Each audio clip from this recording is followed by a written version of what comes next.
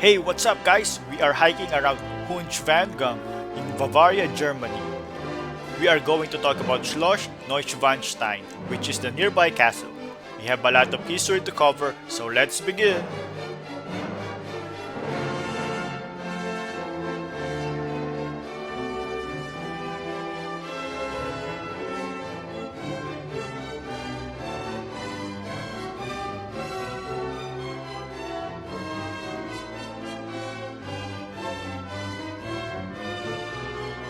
Ludwig II, King of Bavaria since 1864, addressed a letter to the man he so greatly admired, Richard Wagner.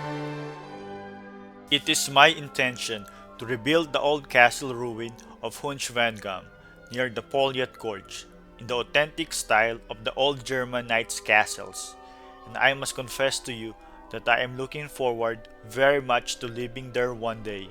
You know, the revered guests I would like to accommodate there.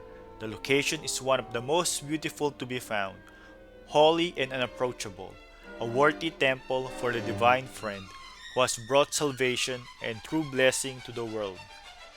In 1866, Bavaria allied with Austria and had lost a war against the expanding Prussia.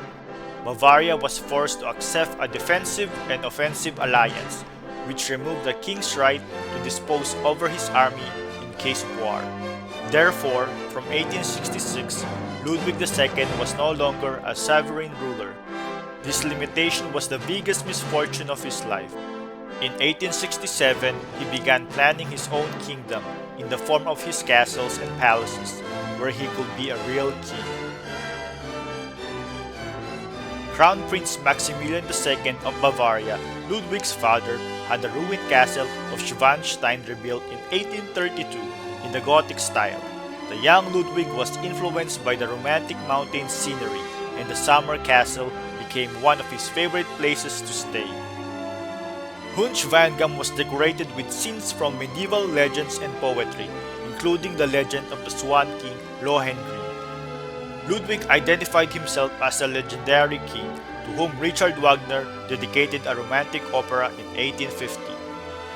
Maximilian II had already had paths and lookout points constructed around the area in order to be able to enjoy the scenery.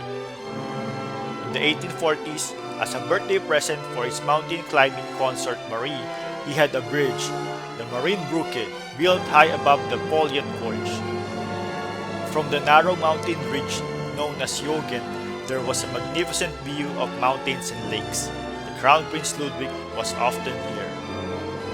On the Jugend were the ruins of two small castles, Vorder and Hinter Neuschwanstein. It was here that Ludwig II planned to build his new Neuschwanstein castle. It only acquired the name of Neuschwanstein after the death of the king. It was to be a better recreation of an ideal medieval castle than Neuschwanstein.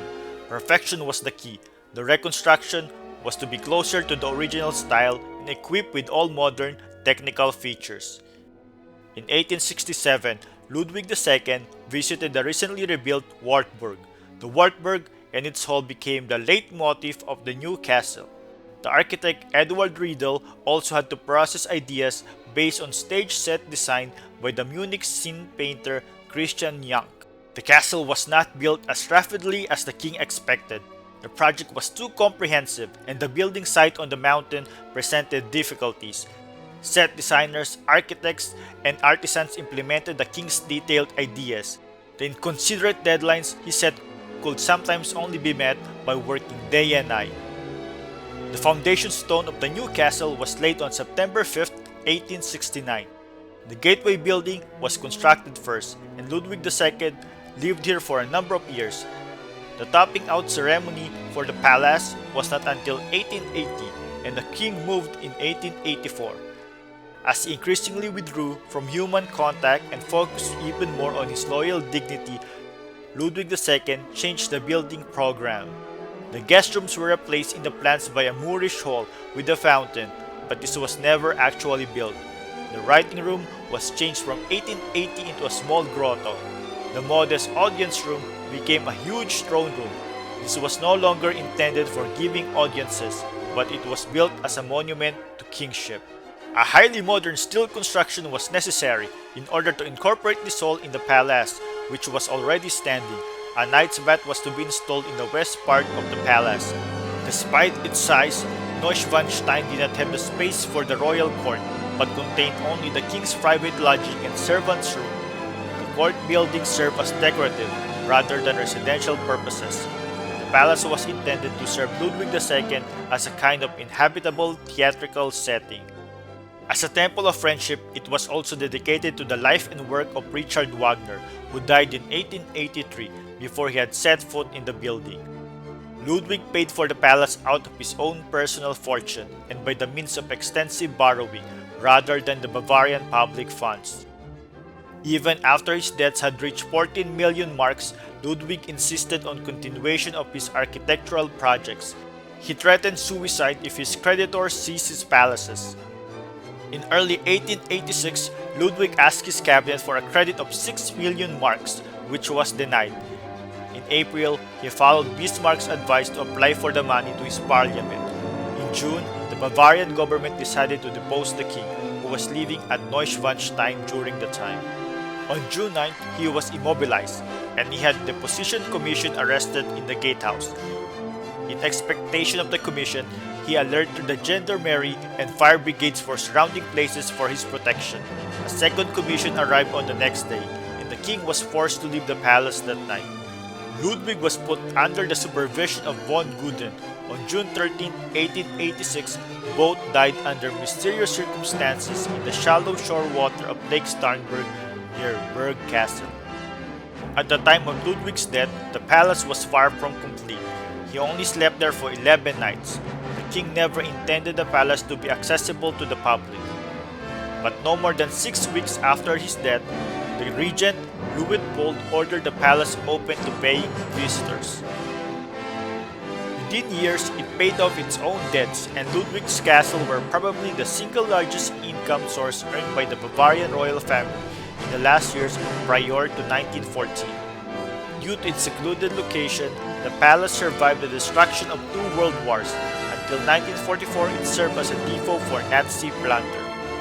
The palace has appeared prominently in several movies, such as the 2 biopics about King Ludwig II, the musical Chitty Chitty Bang Bang, and the war drama The Great Escape. It also served as the inspiration for Disneyland's Sleeping Beauty Castle. Today, Neuschwanstein welcomes almost 1.5 million visitors per year, making it one of the most popular tourist destinations in Europe, with as many as 6,000 per day in the summer.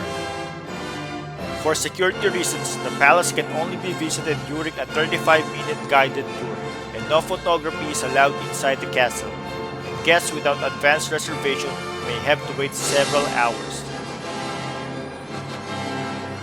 So that's it for the history of Schloss Neuschwanstein. Until next time, don't forget to hit like, share, and subscribe. Bye!